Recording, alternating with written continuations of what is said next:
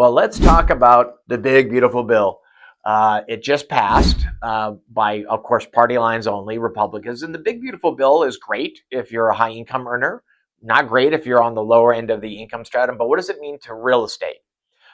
Directly, it increased the SALT deduction. So the taxes you pay on both property tax and state taxes were capped at $10,000. So if you have bought, if you bought a home that's $2 million, well, your property taxes alone are $20,000 plus, and then your state taxes are probably in the neighborhood of $20,000 or $30,000. So you could only write off $10,000. Well, that just got increased to $40,000. So everybody just got a tax cut who had property taxes and state taxes over $10,000. That's great for existing homeowners and for current buyers of property because they're going to be able to write that off.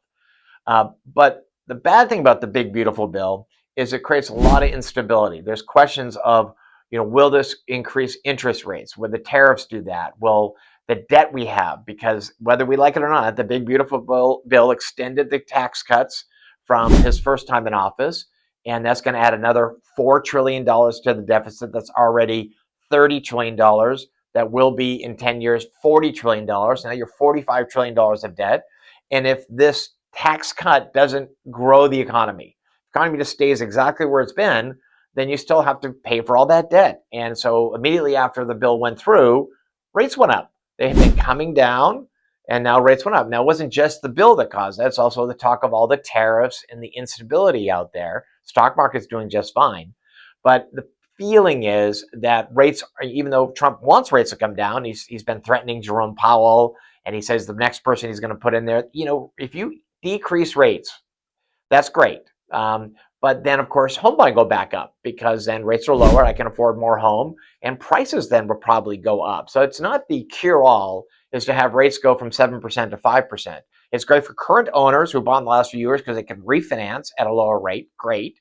It's great for current buyers, but they're probably going to end up paying more because prices will go up. So we don't see rates coming down because of both the big, beautiful bill, because of course, ever-growing debt. And the fact that all these debt is not long-term bonds are using. They're using short-term bonds to refinance the debt and pay for the debt. So rates were coming down to 6.5. They're back up to 7. And if rates move any higher, 7.5, 8%, which is not inconceivable. Rates have been that high for many years of the last 20 or 30 years. Then I think you're going to see the market tip. Right now, we're in pretty much a balanced market. Inventory's up, but sellers are not budging yet on price. So there's going to be currently, though, a lot of these sellers will say, you know what, I'm not going to sell my home at a discount. I don't need to sell. So I'll just take it off the market and wait till the market gets better. Or I'll keep it as a rental. And when the market gets better, I'll sell it in the future. I think that's what we're going to kind of see now. But if rates really move up and there are fewer buyers out there because they just can't afford to buy a home at 8% or 8.5%, whatever it might be, then the sellers that have to sell are going to have to reduce their price. And that becomes a buyer's market. So we were in a seller's market in 2020 and 2021, and even 2022. Then we've been to a stable market, really starting when rates moved up. So we've been in a stable market now for about 2.5 years. And we could tip into a buyer's market if rates go up any higher. And of course, prices have to come down to entice those buyers who are willing to buy at these rates to buy.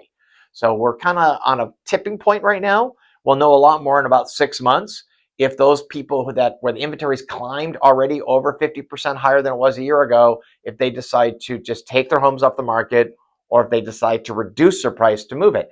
The thing about the sellers, I would say, is that you've got tons of equity. Home prices in the last 5 years have gone up 30%. So you can certainly reduce your price. That if you paid 800 and now it's 1.3 million, you can take it down to 1.2 or 1.1, still have a big profit and move on with your life. But sellers generally don't do that out of principle. They want to get what the home was worth, and the home's worth 1.3, and I'm not going to sell it for 1.2. I'll just take it off the market till it goes back up. So it should be an interesting 6 months as we see the fallout from the big, beautiful bill, from interest rates, and from the market either turning to a buyer's market or staying stable the way it's been the last few years.